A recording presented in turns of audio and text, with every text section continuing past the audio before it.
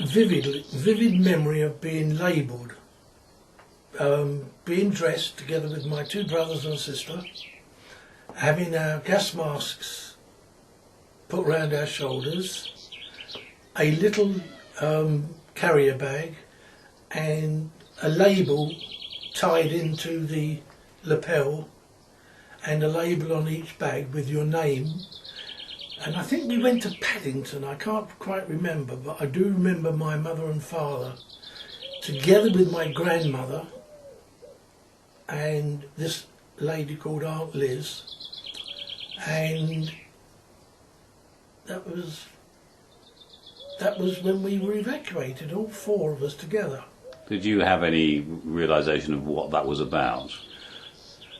I knew from what my father had told us the night before, because he couldn't come up to the station as he was working, but I did know that we were being evacuated away from the Hun.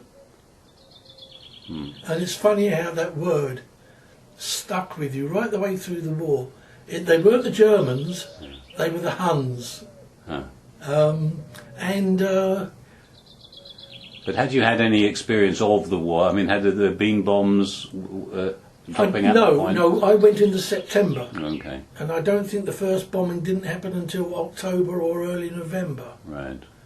But the evacuation was a very, very strange experience, because the first place I was evacuated was on a small farm in a place called Shipton under Wychwood. And I arrived in the late afternoon.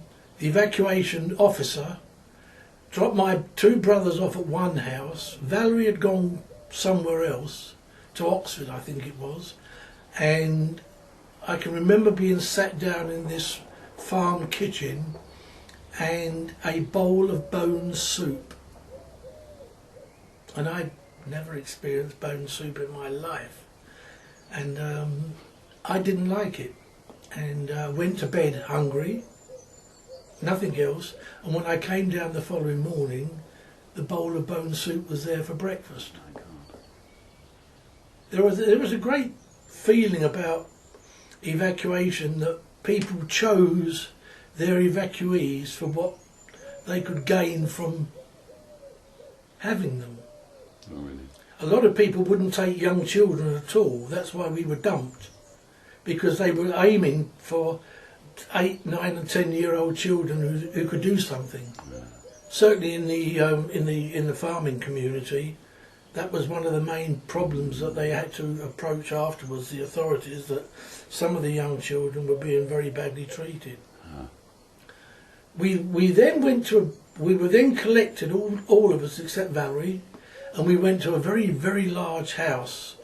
And it was a large house because it had laundry chutes from all the bedrooms. And we were allowed in the afternoon to come into the drawing room at about 3:30 to 4 o'clock. And I was the youngest child, and I was allowed to sit on the head of the polar bear rug. Wow.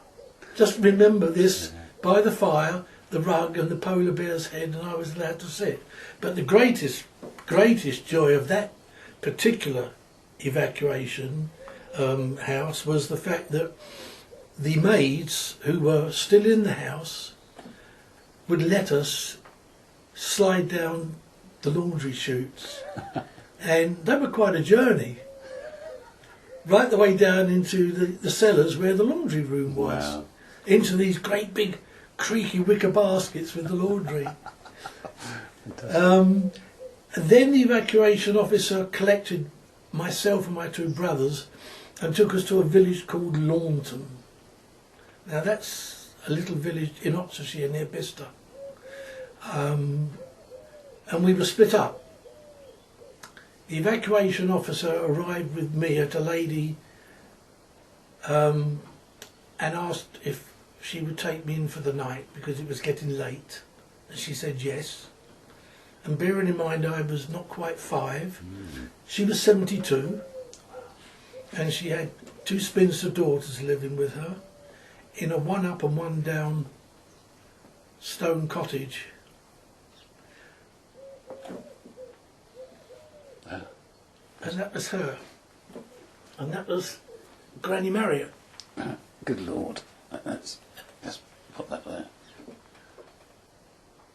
How amazing. Good heavens. And how long were you there? Well, he came for me the following day and she said, "Where's he going?" So apparently he said, "Well, I think I'm going to send him up to Calvert with Roy." So she said, "Well, that's a long way away, I'll keep him if you like." And she kept me for 4 years. Yeah, fantastic. And I remained friends with her until she passed away at the age of 96. Wonderful. And indeed Raymond and I visited her several times in her later years. Amazing. But I suppose really they were my formative years. Were you sort of conscious of missing your parents, or did you see them in that period? Or? Parents weren't allowed to visit for the first 3 weeks, Yeah. because they knew that children would be sort of disturbed and want to go back home. Strangely enough, some of the very first incendiary bombs that fell out of London fell in the backfield behind the house, Wow. because we had an airfield at Bicester. And the soldiers had set up, the soldiers were billeted in the village, as were the Air Force, and they'd set up a cricket pitch and football pitches, and the sheep got caught in the nets as they were trying to run away. The sheep were caught by the incendiary bombs.